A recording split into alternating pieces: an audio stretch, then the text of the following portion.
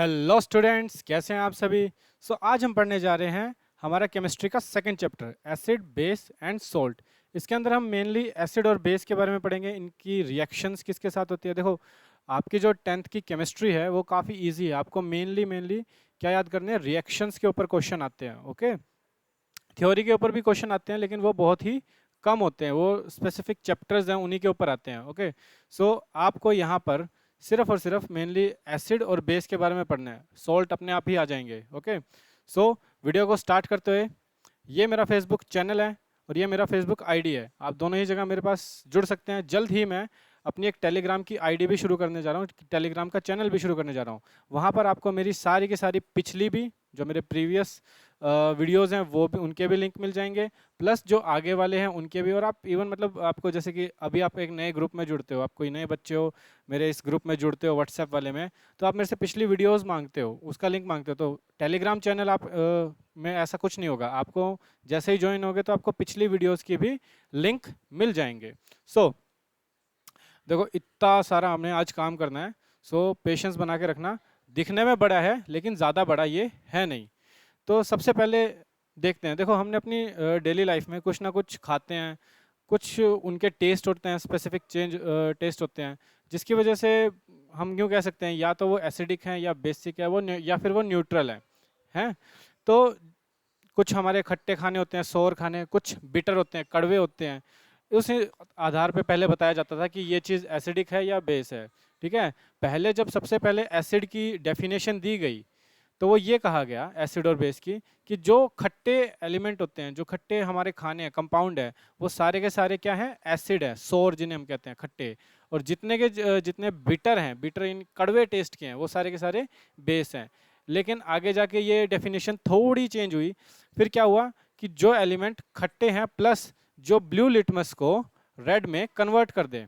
Okay, blue litmus हमारे पास एक आता है, ब्लू कलर, मतलब एक पेपर होता है, ब्लू कलर का होता है। उसको जब हम थोड़ा सा गीला करके जब किसी भी एसिड सॉल्यूशन में या एसिडिक चीज़ में रखते हैं तो क्या होता है, वो अगर एसिडिक है तो वो ब्लू से रेड में टर्न कर जाएगा। ओके, लिटमस कहाँ से बनता है, ये आपने 9th क्लास में पढ़ा था, लीचन से बनता है। लीचन मेरे को कमेंट सेक्शन में कोई बताए कि लीचन किस चीज़ से बनता है। ओके, और ये ना यूजुअली जब न्यूट्रल होता है तो पर्पल कलर का होता है।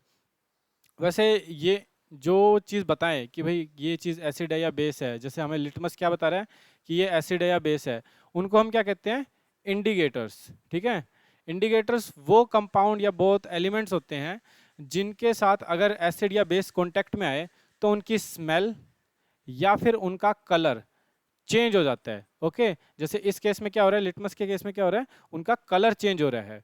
तो ऐसे बहुत भी हैं, जैसे और भी हैं, जैसे कैबेज लीफ, मतलब गोभी की पत्तियां। ठीक है, टर्मरिक, जब टर्मरिक यानी आपके घर में जो हल्दी है, ठीक है, उसके ऊपर कुछ एसिडिक या बेसिक लगता है तो उसका कलर चेंज हो जाता है। ठीक है, ऐसे बहुत सारे हम आगे भी पढ़ेंगे। तो एसिड की प्रॉपर्टीज क्या हैं। देखो, सबसे पहले जब एसिड को ढूंढा गया तो कहा गया कि भाई एसिड वो होता है जो खट्टे टेस्ट का हो। तो पहले इसकी डेफिनेशन ये बन गई। फिर कहा गया नहीं नहीं नहीं, जो ब्लू लिटमस को रेड में कन्वर्ट कर दे। ओके, फिर ये डेफिनेशन बनी। लेकिन जो अभी लेटेस्ट डेफिनेशन है वो क्या है, जो एक्वस सॉल्यूशन के अंदर H पॉजिटिव आयन निकाले। और एसिड वर्ड कहाँ से आया है, एसिड वर्ड आया लैटिन वर्ड एसिडस से। ओके, हमारे पास ये कुछ एक एग्जांपल है। स्ट्रॉन्ग एसिड हमारे पास ये है, HCl है, H2SO4 है। H2SO4 सबसे ज़्यादा एसिडिक है। ठीक है, HNO3 है, यानी सबसे ज़्यादा ये है, फिर ये है सेकंड नंबर पे और ये थर्ड नंबर पे। और ये जितने भी एसिड है ना, ये लगभग सारे आर्टिफिशियल है, मतलब ये आपको नेचुरली मिलेगा नहीं। आप H2SO4 किसी भी केमिकल कंपाउंड में मतलब नेचुरली आपको नहीं मिलेगा। नेचुरली आपको मिलेगा H2SO3 मिलेगा, जिसे हम कहते हैं एसिड रेन। ओके, जब एसिड रेन होती है तो यही बरस रहा होता है। ओके, तो ये होता है। हमारे कुछ एक वीक एसिड देखते हैं जो मतलब इतने स्ट्रॉन्ग नहीं होते, जैसे कि हमारे घरों में हम सिरका यूज़ करते हैं। ठीक है, विनेगर जिसे कहते हैं, ये रहा उसका फॉर्मूला, एसिडिक एसिड। ठीक है, CH3COOH। ऑक्जेलिक एसिड, ये आपको अभी मैं बताऊंगा किस किस चीज़ में मिलते हैं। लैक्टिक एसिड है। और क्या है, कंसंट्रेशन। अब देखो, कंसंट्रेटेड एसिड किसे कहेंगे, अगर किसी सॉल्यूशन में एसिड का अमाउंट ज़्यादा है और वाटर का कम, तो उसे हम क्या कहेंगे, एसिडिक कंसंट्रेटेड एसिड। अगर उसी कंपाउंड में वाटर की कंसंट्रेशन ज़्यादा हो जाए और एसिड की कम हो जाए तो उसे हम क्या कहेंगे, डाइल्यूटेड हो गए कहेंगे। ओके, और एक चीज़ और याद रखना, ये आपके लिए काफ़ी इंपॉर्टेंट है, जब लैब में एक्सपेरिमेंट करो तो हमेशा एसिड के अंदर वाटर डालना, कभी वाटर के अंदर एसिड नहीं डालना। ओके, हमेशा आपको ऐसे करना है, नहीं तो क्या होगा वो आगे आपको अभी पता लग ही जाएगा। सो ये कुछ एक सोर्सेज हैं हमारे एसिड के, जैसे कि एक सेकेंड, विनेगर, सिरका, एसिडिक एसिड मिलता है उससे, एप्पल, मैलिक एसिड। ये कई बार एमसीक्यू में पूछ लेते हैं तो ज़रा इसको ध्यान से याद रखना, ठीक है। हमारा जो एप्पल है उसमें क्या मिलता है, मैलिक एसिड मिलता है। हमारी जो चींटी है, चींटी के काटने से जो उसका डंक होता है, स्टिंग होता है, एंट स्टिंक, उसमें क्या मिलता है, फॉर्मिक एसिड होता है। हमारे दूध के अंदर लैक्टिक एसिड होता है, ठीक है। हमारे ग्रेप्स में टार्ट्रिक एसिड होता है। और ये देखो हमारे टमाटर जो होते हैं उसमें ऑक्जेलिक एसिड होता है, तभी वो खट्टे होते हैं ना, ठीक है। ये सारी चीज़ें आप देख सकते हो खट्टे हैं, इनमें हल्का सा कुछ खट्टापन है। हमारे नींबू, नींबू में क्या होता है, सिट्रिक एसिड होता है। ओके, और इसमें विटामिन सी भी बहुत ज़्यादा होता है, विटामिन सी इसी की वजह से होता है। आगे चलते हैं, बेस क्या है। जैसे धीरे धीरे हमारे साइंटिस्ट ने इवोल्यूशन किया कि भाई किसको हम बेस कहें, तो बेस पहले हम कैसे कहते थे, जिसका भी बिटर स्वाद होता था ना, यानी कड़वा स्वाद होता था, सोपी सा होता था। आप कभी जो डव की साबुन है, ठीक है, डव की साबुन ज़्यादा बेसिक करेक्टर की है, ठीक है, बेसिक है, तो आप उसे कभी, वैसे मैं कहूँगा नहीं आप चाखें, लेकिन आप ट्राई कर सकते हैं, ठीक है। आपको उसका सोपी टच मिलेगा प्लस कड़वी होएगी। ओके, फिर बाद में कहा गया नहीं नहीं नहीं, जो रेड लिटमस को ब्लू में कन्वर्ट करे उसे हम बेस कहेंगे। फिर जो अभी लेटेस्ट डेफिनेशन है जो मेन चल रही है, ठीक है, जो एक साइंटिफिक प्रूफ के साथ है, कि जो compound OH negative ion produce करते हैं एक्वस सॉल्यूशन के अंदर, उसे हम क्या कहते हैं, बेस कहते हैं। और ये कुछ एक स्ट्रॉन्ग बेसिस के एग्जांपल है, जैसे NaOH, KOH और कैल्शियम हाइड्रोक्साइड, ठीक है, sodium hydroxide, potassium hydroxide, calcium hydroxide. और ये हमारा वीक एसिड है, NH4OH, ये हमारा वीक बेस है। ओके, अब जो मेनली आपको बेसिक करेक्टर के एलिमेंट्स, मतलब बेसिक आपको जो भी कंपाउंड्स मिलेंगे, उनमें आप एक चीज़ देखोगे कि ये और ये पहला जो एलिमेंट है वो क्या होगा, हमेशा मेटल होगा। और मेटल भी कौन सा, ग्रुप 1 का या ग्रुप 2 का, यानी अल्कलाइन अर्थ मेटल का या फिर अल्कली अर्थ मेटल्स का। ओके, तभी इन्हें हम एल्कलीज कहते हैं। ओके, ये आपको यहाँ पता लग गया है। आगे चलते हैं। अब इंडिकेटर, टाइप ऑफ इंडिकेटर, मतलब किस किस टाइप के इंडिकेटर्स होते हैं। इंडिकेटर मैंने आपको बताया था, इंडिकेटर वो होते हैं जो एसिड या बेस के कांटेक्ट में आने पे या तो अपनी कलर चेंज कर दे या फिर अपना स्मेल चेंज कर दे। तो हमारे पास मेनली हमें 2 टाइप के पढ़ने हैं, ये तो वैसे इतना इंपॉर्टेंट है नहीं। तो नेचुरली जो हमें प्लांट से मिले, ठीक है, या फिर नेचुरली किसी भी चीज़ से मिले, उसे हम क्या कहते हैं, नेचुरल इंडिकेटर। जैसे लिटमस है, लिटमस किससे निकल रहा था, लीचन से निकल रहा था। और क्या है, रेड कैबेज, भाई आपको दिख ही रहा है, हरे रंग की गोभी की पत्तियाँ, ठीक है। और ये टर्मरिक वगैरह है, बाकी आप सारे पढ़ सकते हैं। उसके बाद क्या होता है, सिंथेटिक। सिंथेटिक होते हैं जो हम खुद बनाते हैं, जैसे मिथाइल ऑरेंज, ठीक है, जैसे बता ही रहा है, इसका वैसे कलर ऑरेंज ही होता है। और फिनोफ्थलीन, फिनोफ्थलीन को हम मेनली बेस के चेक करने के लिए हम यूज़ करते हैं फिनोफ्थलीन को। ओके, और ये ऑल फैक्ट्री इंडिकेटर क्या होते हैं, ये अपने स्मेल जो होती है, अडर का मतलब होता है स्मेल, ठीक है, अपनी स्मेल चेंज कर लेते हैं जैसे ये एसिड या बेस के साथ कांटेक्ट में आते हैं। तो इंडिकेटर्स जिनके हम मेनली हमें पढ़ना है वो ये हैं। लिटमस, लिटमस कैसा होता है, जब अगर वो न्यूट्रल हो तो वो होता है पर्पल कलर का होता है, ठीक है। लेकिन जैसे ही उस पर एसिड डाला जाए तो वो कैसा हो जाता है, रेड कलर का हो जाता है, ब्लू से रेड कलर का हो जाता है जब हम एसिड डालें। और जब हम बेस डालें तो रेड कलर से ब्लू कलर का हो जाता है।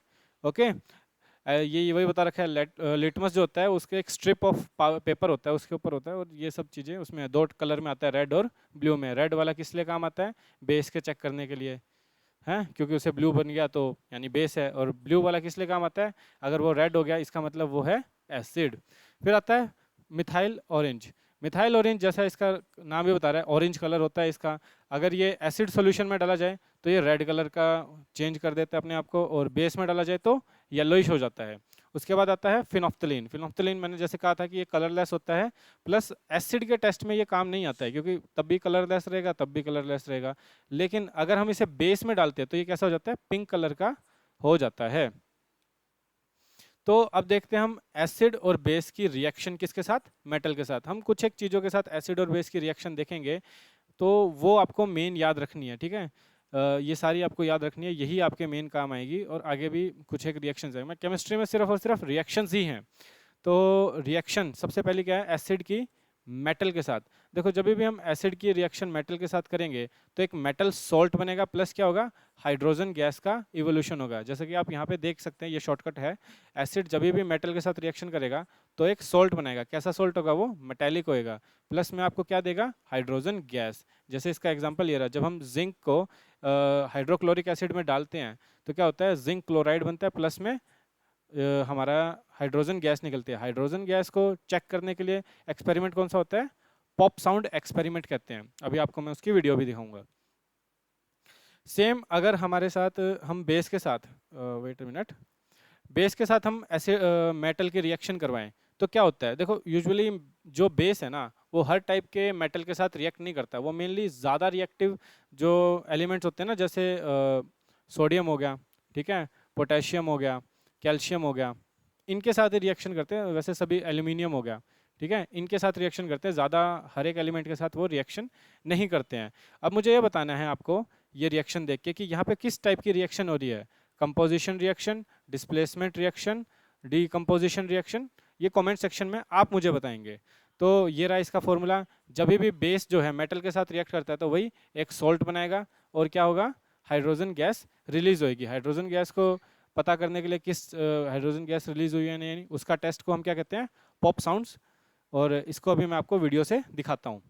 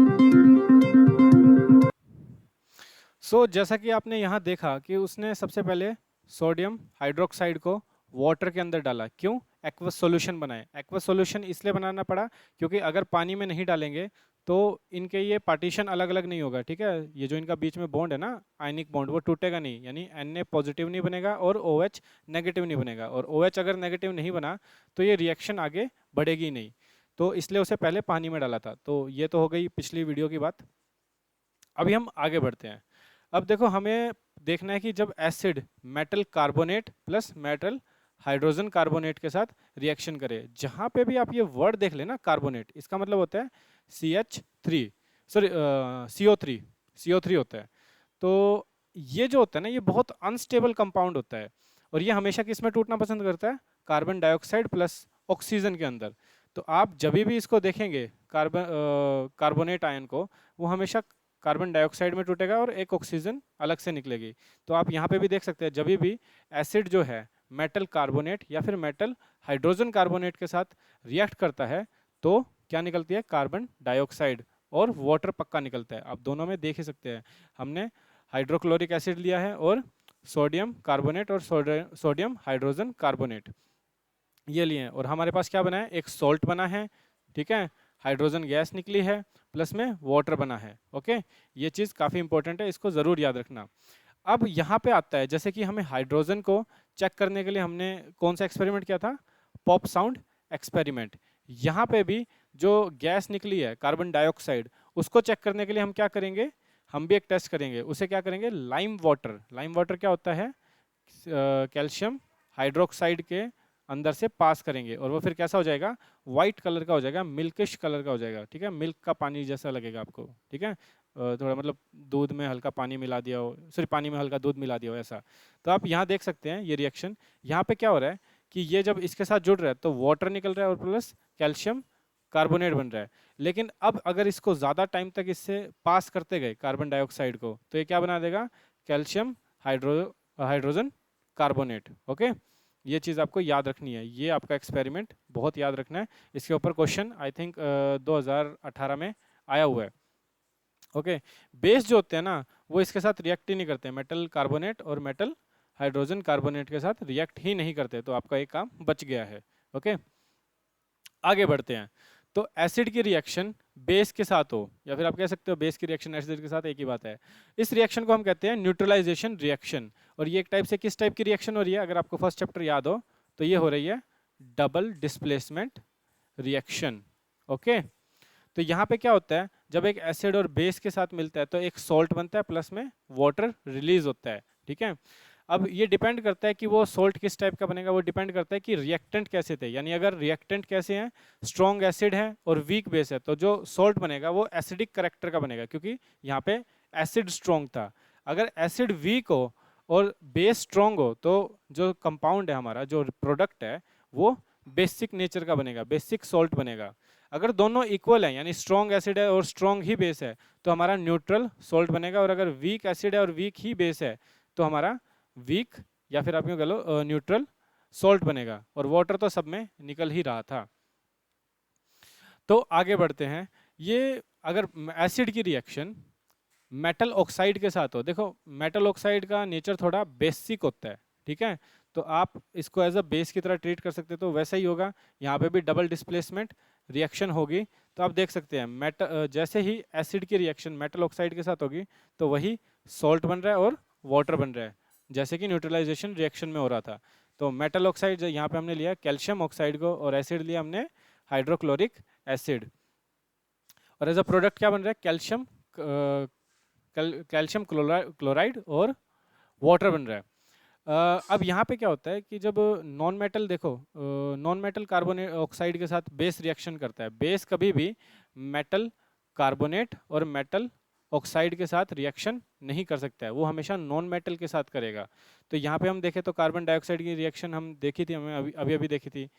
तो कैल्शियम हमारे कार्बन डाइऑक्साइड की रिएक्शन कैल्शियम हाइड्रोक्साइड से जब हम कराएंगे तो एक सॉल्ट बनेगा, ठीक है, ये हमारा कैल्शियम कार्बोनेट हमने सॉल्ट बनाया, प्लस में वाटर निकला है।